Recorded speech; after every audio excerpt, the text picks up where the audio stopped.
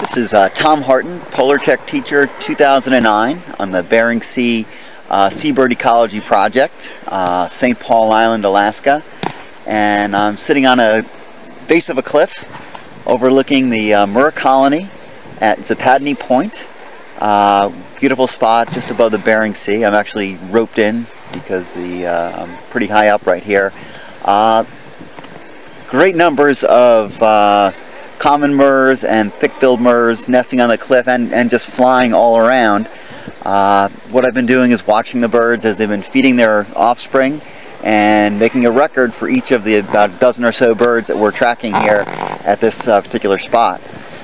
Later on today we'll be catching a few of the birds and outfitting them with GPS units and tags and getting some measurements of the birds, releasing them and then trying to recapture them in a couple of days to see where the birds have gone and so forth. Right now though, we're just keeping track of what they're feeding their young, identifying the fish if we can. More often than not it's just fish species, and we record whether it's a large fish or a small fish. Right now though, all kinds of seabirds are flying around. I've got tufted puffins going by, crested auklets. Down below there are probably about 50 or 60 fur seals, and I'm also looking at an Arctic fox right now, kind of working his way through the rocks, picking his way through the rocks.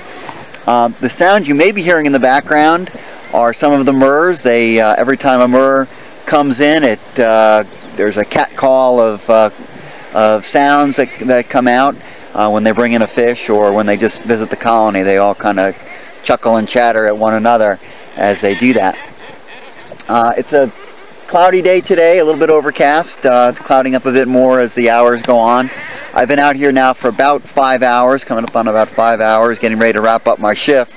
But just enjoying this spot. Hopefully you're taking in some of the sounds and getting a bit of an impression of what it's like here on St. Paul.